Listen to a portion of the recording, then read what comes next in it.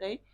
duñ ko mën a teg loxo ndax doomu ki nga xamante ni moo di président Macky Sall la te parewul sax pour ñëw aussi ñu bëri di douter ndax amul nationalité américaine aussi bi nga xamante ne nii du yombal benn yoon pour ñu mën koo teg loxo. waaw xam nga foofu damay nuy le ministre de la justice nuy le procureur général nuy le juge d'instruction di nuy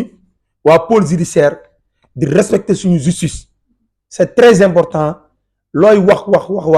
de respecter suñu justice parce que Diomaye day dem Sonko day dem Macky Sall day dem keneen day dem mais trop tard la justice restera toujours à la justice c'est très important parce que dëgg la ku ñu plainte war nga mën a wuy ci loolu mooy respect bi mais dama ne la Amadou Sall gisuñu benn poste bu mu fi gérer fii ci état wu baayam ñoom bañ nañ ko ba waa Pastef ñoo yër seen manipulation parce que comme nee nañ Abdou Kële doomu Ablaye Wade Karim Wade amoon nag problème ak Macky Sall ñoom waa Pastef nee nañ dañ bëgg am problème ak Amadou Sall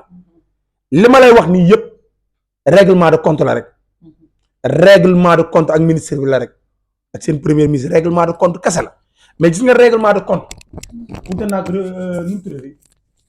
règlement de compte kese la te règlement de compte boo gis si àddina day jeex règlement de compte yàlla rek dul jeex Amadou Sall ban poste la fi géré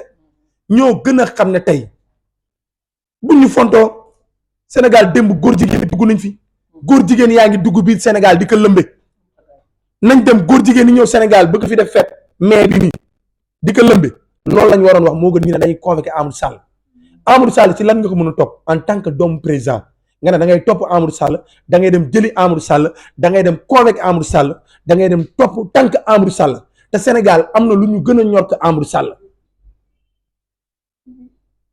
yoon bu ko neexee mu def liggéeyam ñun duñ tere yoon mu def liggéeyam dama ne la je respecte la justice na def liggéeyam mais dama ne la am na lu gën a priorité Amadou Sall dama yaakaar bu ñu toogee fi Sénégal 1 an defuñu fi dara 2 ans defuñu fi dara ñu ne ñoom dañ bëgg a topp Amadou Sall ci kaw ak ci suuf buñ fàtte nag baayam daa liggéey de Amadou Sall daa am liggéey ndey ñoom ñàkk liggéey ndey nag moo tax ñuy topp Amadou Sall lii yëpp du dara mbiru politique la rek mais nañ xam ne yàgg Ousmane Sonko day génn réew mi yàgg Diomaye Faye day jeexal Ousmane Sonko day jeexal nañ xool fin bi xam nga lu gën a bon Sénégalais bi naan la mos dem amuñu benn exemplaire tey waroon mën a taf nañu Sonko war a président Bassirou Diakhar Diomaye Faye même bu dee benn tali mi ngi koy defar wala bu dee ay lampe mi ngi koy taal lan moo tax duñ dem focus ci loolu lan lañ mënal Amadou nañ xaar man nañ lancé mandat d'arrêt bi nañ lancé lépp nañ dem jëli Amadou balaa may xam ne Sonko mën na ak Diomaye mën na ngir yàlla nañ dem jëli Amadou Sall Maroc andi ko tegal ko Sénégalais yi dañ ne woon dañuy jëli Macky Sall génn nañ ci loolu dañ ne woon dañuy jëli Macky Sall léegi génn nañ ci loolu léegi ñu ngi ñëw ci Amadou nañ dem bu dee nguur gi moom nguuru toroxal doomu aadama la wala nguur wàññi nit la dinañ ci xam dara Amadou xale bu ndaw la lijjantiwu leen ñoom ñoo lijjanti Amadou gis nañ sax ku si mel ni Mansour Faye loolu la ko jàppee dafa jàpp ne ñoom dañoo pare pour humilier nit ñi moo waral ay convocation ak yi ni mel yi nga xam ne ñu ngi koy def mais nag du lenn li nga xamante ne nii rek war naa mën a tax ñu di leen jàpp di leen tëj ci kaso yi. waaw mais mënuluñ leen dara mooy li ma la wax rek humiliation bu ko yàlla nangul ci nit mënoo ci dara dama ne la nguur gi yaa ngi fi maa ngi fi yàlla nañu yàlla defal jàmm ci nguur gi comprendre la yaa ngi fi maa ngi fi yàlla nañu yàlla defal jàmm mais dama ne la humiliation bi ñu mën yàllaay humilier mais ñoom mënuñu humilier dama ne dëkk bi kenn amul ak kenn problème fii ku fi am problème Ousmane Sonko nga amal problème déggoo ma de te Ousmane Sonko mënul wax a wax ba ñu ni ragal ka déedéet dañ koy respecté jox ko gëddam jox ko cëram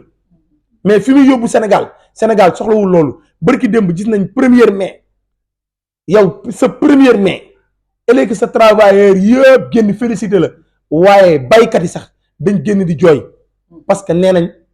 li leen état waxoon defula ko jàppale wuñ leen ñi ngi bay seen pomme de terre jarul seen soble jarul ñi ngi bay ñi ngi si ay jafe-jafe yoo xam ne état war na leen mën dimbalu leen mais loolu moo gën a intéressé Amadou Sall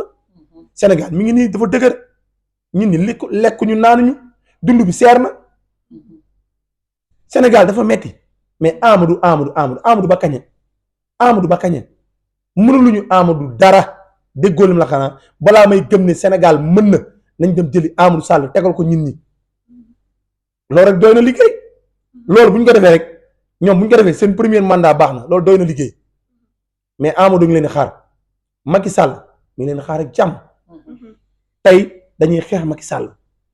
di ko traité lu ñaaw lu ne di ko traité njabootam démb rek mi ngi say immigration saa yoo waxee Macky Sall lu ñaaw rek bu xëyee Macky Sall tubaab suba tubaab yooyu tontuwaat